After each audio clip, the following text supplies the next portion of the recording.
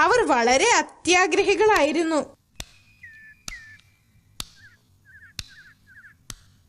ദുഷിച്ച ജീവിതം നയിച്ചിരുന്നവരായിരുന്നു അവർ.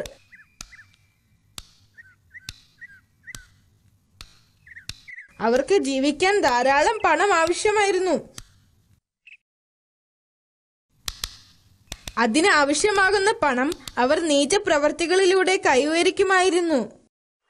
അവർ അള്ളാഹുവിൽ വിശ്വസിക്കുന്നതിൽ നിന്നും പിന്മാറുകയും വിഗ്രഹങ്ങളെ ആരാധിക്കുന്നതിൽ താല്പര്യം കാണിക്കുകയും ചെയ്തു.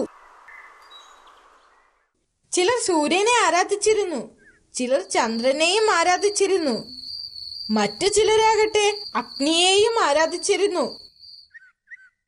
ഈ കാലഘട്ടത്തിലേക്കാണ് അവർക്ക് നേർവഴി കാണിക്കുവാനും അള്ളാഹു സുബ്ഹാനഹു തആല ശുഹൈബ് നബി അലൈഹിസ്സലാമിനെ നിയോഗിച്ചത്. അള്ളാഹു അവർക്ക് നൽകിയ അനുഗ്രഹങ്ങൾ ഓർക്കാനും അള്ളാഹുവിന്റെ ശിക്ഷയെ ഭയപ്പെടാനും പ്രവാചകൻ അവരോട് ആവശ്യപ്പെട്ടു. എന്നാൽ അവർ അദ്ദേഹത്തെ കളിയാക്കി. അവർ പറഞ്ഞു, ഞങ്ങളുടെ പൂർവികർ ആരാധിച്ചിരുന്ന ദൈവങ്ങളെ വിട്ടുകളയണം എന്നാണോ നീ പറയുന്നത്?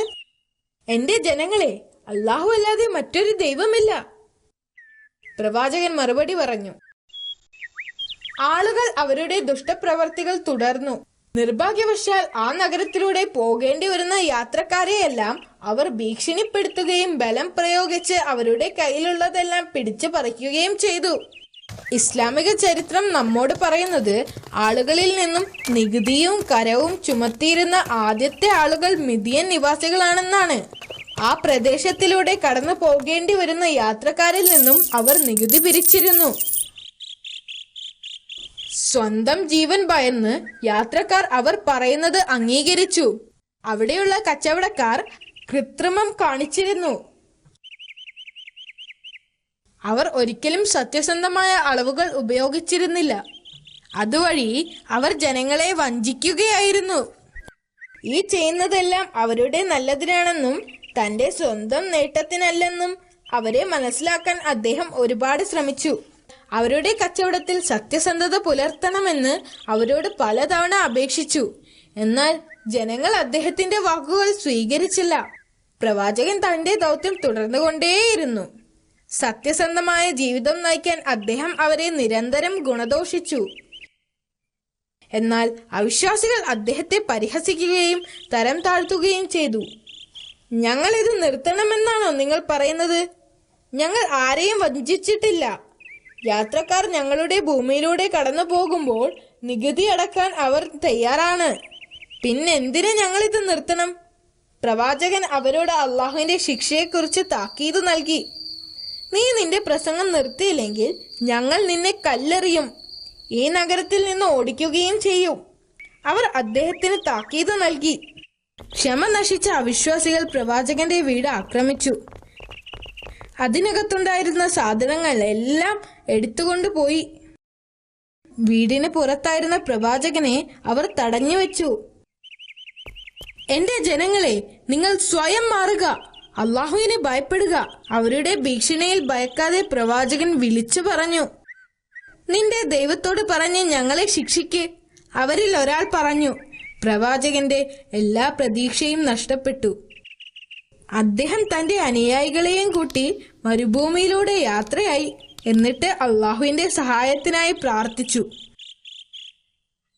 അങ്ങനെ ആ ശിക്ഷയുടെ ദിവസം വന്നെത്തി. അടുത്ത ദിവസം സൂര്യന് സാധാരണയിൽ കൂടുതലായി ചൂടുണ്ടായിരുന്നു. ഇന്ന് ഭയങ്കര ചൂടാണല്ലോ, അവർ പറഞ്ഞു. എന്തോ സംഭവിക്കാൻ പോവുകയാണ്.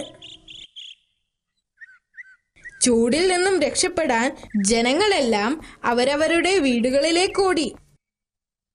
ഈ ചൂട് 7 ദിവസം നീണ്ടുനിന്നു. വെള്ളമൊഴിച്ച് അവരുടെ ശരീരം തണുപ്പിക്കാൻ ശ്രമിച്ചെങ്കിലും അത് പരാജയപ്പെട്ടു. അവരുടെ തൊലിയെല്ലാം പൊള്ളി. മരങ്ങൾ ഒന്നൊന്നായി ഉണങ്ങാൻ തുടങ്ങി. ദാഹിച്ചു വരേണ്ട മൃഗങ്ങളെല്ലാം ചാവാൻ തുടങ്ങി. ആളുകൾ വീടിന് പുറത്തിറങ്ങാൻ ഭയന്നു. 8ാമത്തെ ദിവസം ഒരു ഉരുണ്ട വലിയ മേഘം നഗരത്തിന്റെ മുകളിൽ പ്രത്യക്ഷപ്പെട്ടു.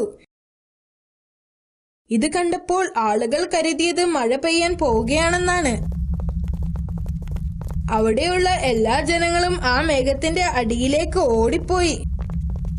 പെട്ടെന്നാണ് ആ മേഘത്തിൽ നിന്ന് ഒരു വലിയ മിന്നലുണ്ടായത്. ആളുകളൊക്കെ സ്തംഭിച്ചു നിന്നു. എന്താണ് സംഭവിക്കാൻ പോകുന്നത് എന്ന് അവർക്ക് മനസ്സിലായില്ല. വീണ്ടും അതാ ഒരു വലിയ മിന്നൽ, അതിന്റെ പുറകെ മറ്റൊന്ന്. മിന്നൽ തുടരെ തുടരെ വന്ന് ഭൂമിയെ കുലുക്കി. ആളുകൾ താഴെ വീഴാൻ തുടങ്ങി.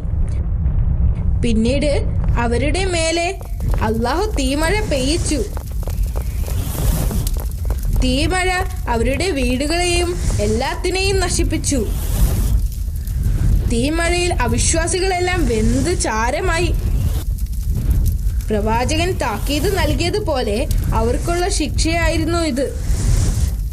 അതിൽ അവിശ്വാസികളായ മദിയൻ ജനത മുഴുവനും കൊല്ലപ്പെട്ടു.